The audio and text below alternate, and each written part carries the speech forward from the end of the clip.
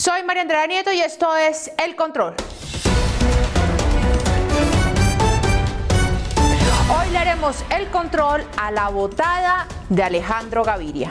Sí, el presidente de la República, Gustavo Petro, hace unas pocas horas en una alocución dio a conocer su primera crisis ministerial. Agradezco los servicios prestados por los ministros Alejandro Gaviria, María Isabel Urrutia y Patricia Ariza. Con sus aportes han contribuido a enriquecer el debate y a iniciar los cambios por los que votó el país. Y los invito a que desde el lugar donde estén nos ayuden a construir este pacto social. De esta manera, el presidente Petro dijo que no se aguantaba más a Alejandro Gaviria en su gabinete. Es que se había vuelto una piedra en el zapato para la reforma de la salud de la activista Carolina Corcho. Alejandro Gaviria es un técnico experto en salud. Dirigió ese ministerio durante 6 años en el gobierno de Juan Manuel Santos y era el principal crítico en contra de la reforma ideologizada de Carolina Corcho. El pulso lo ganó Corcho y el radicalismo de la extrema izquierda. Petro se quedó con la activista y sacó al experto. Mi precioso. Después de la locución del presidente, el ya exministro de Educación, Alejandro Gaviria, escribió esto en su cuenta de Twitter. Agradezco a Gustavo Petro la invitación a ser parte de su gobierno. Mis opiniones tuvieron siempre un propósito constructivo en el marco de un gobierno pluralista de coalición. Seguiré opinando con libertad para que Colombia tenga las mejores reformas posibles. Es que Alejandro Gaviria nunca debió haber aceptado ese ministerio en un gobierno de extrema izquierda. No era coherente. Pero después de haber hecho una pésima campaña presidencial, de haber dejado tirada la rectoría de la Universidad de los Andes y haber destruido la coalición de la Esperanza, no era mucho lo que le quedaba por hacer distinto a subirse al bus del cambio. A Gaviria lo empezaron a mirar como feo en Palacio. En los pasillos dicen las malas lenguas que no lo bajaban de traicionero y filtrador, porque estaba en contra de la reforma absurda de Carolina Corcho, en lo cual pues tiene toda la razón. Pero ya que había aceptado ser parte del cambio, cuando se dio cuenta que iban a hacer esa reforma tan absurda, debió haber renunciado. Pero no lo hizo y se quedó pegado a su cargo. Y entonces lo sacaron por la puerta de atrás. Lo que queda claro es que nadie se le va a atravesar al presidente Petro en sus ambiciones.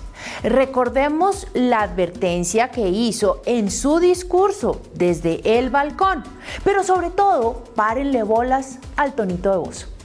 Pero lo que sí debo advertir es que si por alguna circunstancia las reformas se entrabaran en Colombia, que las va a sacar adelante como de lugar. Llévese por delante a quien se tenga que llevar.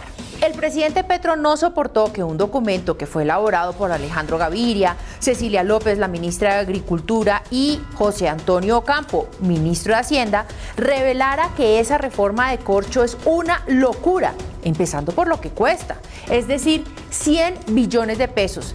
Es que el comunismo vale platica, no vayan a creer que eso es barato.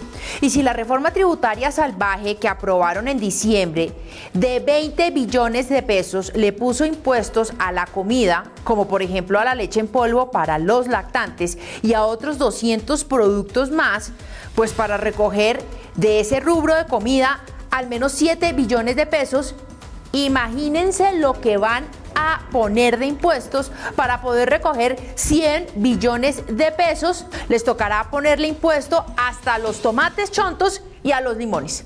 Pero si salió Alejandro Gaviria por los reparos que hizo a la reforma a la salud, como también lo hizo Cecilia López y José Antonio Ocampo, entonces eso quiere decir que Cecilia López y José Antonio Ocampo, los dos adultos responsables de ese gabinete, también van a salir. pero lo que sí debo advertir es que si por alguna circunstancia las reformas se entrabaran en Colombia. Ay no, como diría el ministro del Interior Alfonso Prada al comienzo de este gobierno. Nos asusta. Y pues la cara del ministro Prada en la locución de hace unas pocas horas es más bien como la de un señor muy preocupado. ¿No? Protégeme, Señor, con tu espíritu. Lo cierto es que Cecilia López y José Antonio Campo dejaron tirado a Alejandro Gaviria y como él en el pasado, pues se quedaron pegados a sus sillas en el despacho. Alejandro Gaviria no renunció cuando le tocaba y por eso lo renunciaron. Como también renunciaron a la ministra de Cultura, Patricia Ariza, que contó aquí en Vicky en Semana cómo se enteró que ya no era ministra. Pues unos minuticos antes de la alocución del presidente, me llamaron por teléfono y me dijeron que el presidente me mandaba pedir la renuncia. Yo le dije que con mucho gusto, por supuesto, ese es un derecho que tiene el presidente. Lo que no me gustó es la manera como se hizo. Yo llevaba un mes pidiendo una cita con él. Me hubiera encantado que me lo dijera mirándome a los ojos. De igual manera, la ahora exministra de Deporte, la medallista olímpica María Isabel Urrutia, se enteró que ya no era ministra antes de entrar a la locución, cuando uno de los edecanes de Palacio la paró y le dijo que ella ya no era ministra y que no podía entrar. ¿Esa es la manera de sacar a dos mujeres del gabinete? ¿Dónde están las progre feministas defendiendo los derechos de estas dos ministras? ¿Acaso eso no es violencia política en contra de las mujeres y hasta racismo en contra de la ministra de Deporte María Isabel Urrutia? Amiga, cálmate. De hecho, a la ministra de Cultura la sacaron y pusieron de ministro al profesor de piano de las hijas del presidente Petro.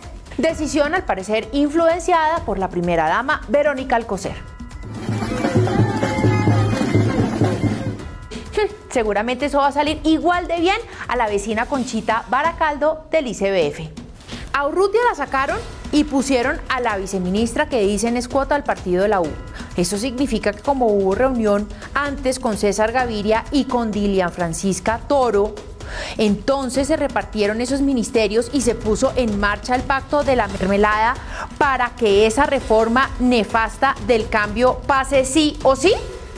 El gobierno del cambio deja claro que primero la ideología que la técnica, que primero la revancha y la venganza en contra de la ley 100 que construir sobre lo construido, porque aquí lo que importa es la plata y los votos para las elecciones regionales de octubre, porque así es como se va a poder construir el imperio petrista.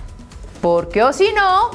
Pero lo que sí debo advertir es que si por alguna circunstancia las reformas se entrabaran en Colombia, Protégeme, Señor, con tu espíritu.